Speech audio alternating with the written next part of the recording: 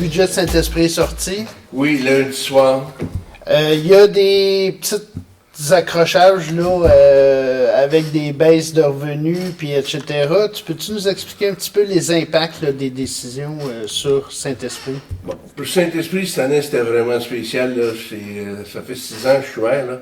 C'est la première fois qu'on fait un budget là, avec autant d'imprévus et puis de nouveaux éléments qui sont rajoutés à la dernière minute.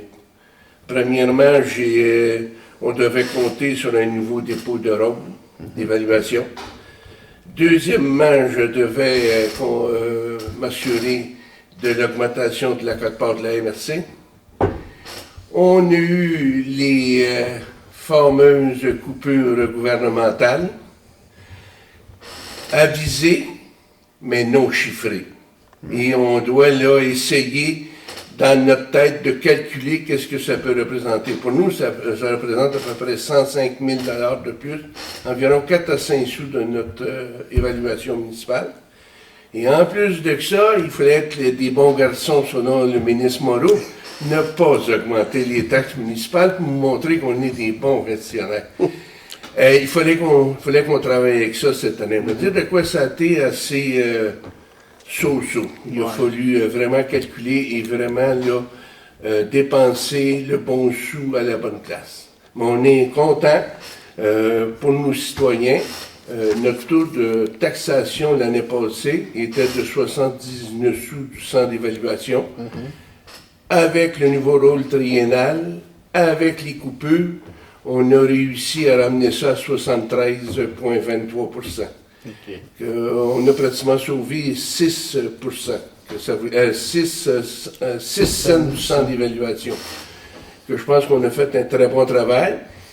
Et en plus de ça, ce qui nous donne encore une chance, c'est qu'on a renouvelé notre contrat pour les matières recyclables, les ordures, je veux dire, ménagères, et ça représente une diminution de 51 $ par unité de logement.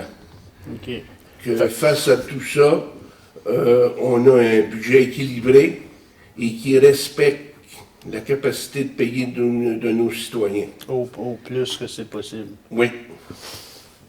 OK, ça c'est les taxes normales. L'égout n'a pas augmenté, la taxe d'eau n'a pas augmenté. On a gelé ces taxes-là. Et dans l'ensemble, ça fait un budget là, qui est très intéressant. Malgré tous les petits héritants qu'on avait, qu'on devait le corriger à fur et à mesure qu'on avançait dans la production de notre budget. Oui, il y a encore un peu de variation là, que oui. On ne sait pas trop ce qu'on s'en va exactement. Trop. Et lorsqu'on attend le ministre des Finances nous dire qu'il y a encore 1,2 milliard à aller chercher. C'est pas Saint-Esprit.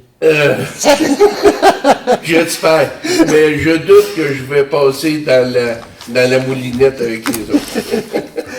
Pour les citoyens, on a fait des petits tableaux comparatifs pour une maison unifamiliale de moins de 150 000 $, il n'y a pas d'augmentation de taxes. Pour une maison de 150 000 et plus, ça représente environ 15 $. Et si on s'en va vers une évaluation de 250 000 et plus, c'est environ 62 $. On pense que c'est une augmentation très raisonnable dans le contexte dans lequel on vit présentement. Oui, puis le rôle a augmenté énormément. Là, les évaluations de 217 500 en 2014 qui montent à 250 en 2015. Oui. Une chance que le taux a baissé un peu. Il fallait, parce que, me dire de quoi, il y aurait eu des gens qui auraient trouvé la facture très, très salée. C'est bon. Au niveau des fermes, si le rôle a augmenté énormément aussi.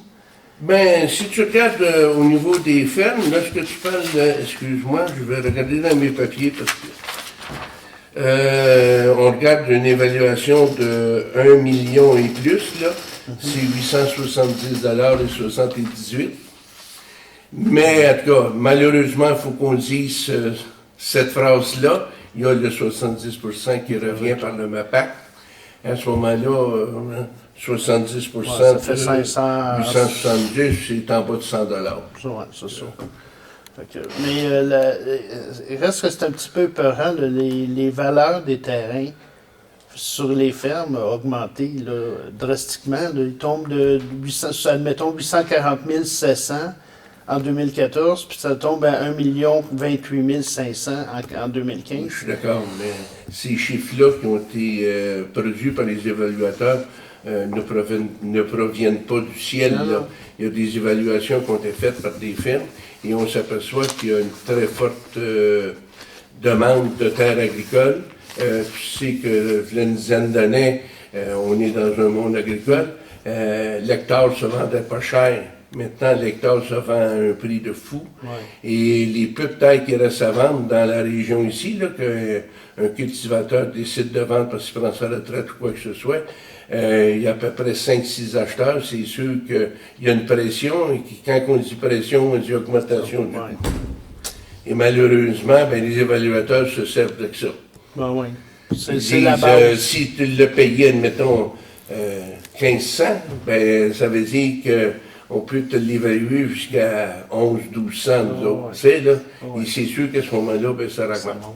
Mais c'est sûr qu'au niveau de l'acheteur, lorsqu'il va revendre, il n'ira pas en bas du 1500. OK, ça marche?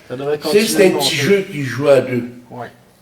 Mais c'est sûr que c'est des grosses augmentations. Ouais. Et avec ce qu'on voit, le gouvernement, ce qu'ils font présentement, est-ce que le 70% va résister longtemps? Et la journée que ça ne résistera pas et qu'ils vont l'enlever ou le couper, pour nos agriculteurs, ça va être très, très, très dur.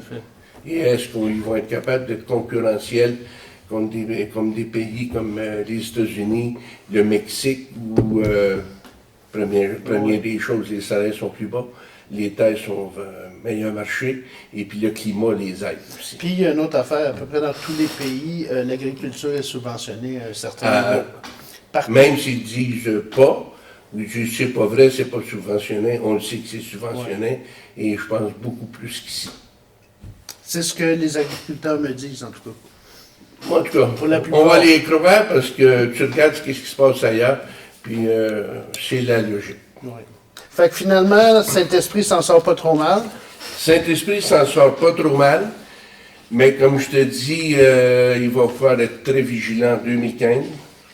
Et 2016, d'après moi, ça va être l'année là où est-ce qu'on va avoir reçu toutes les mauvaises nouvelles et il va falloir qu'on voit nos affaires. Bon, ben merci beaucoup, Michel. Merci de votre présence. Je te souhaite une bonne année puis un joyeux Noël. Parfait. À vous autres aussi, et à toute la population de Saint-Esprit et de la MRC Montcalm.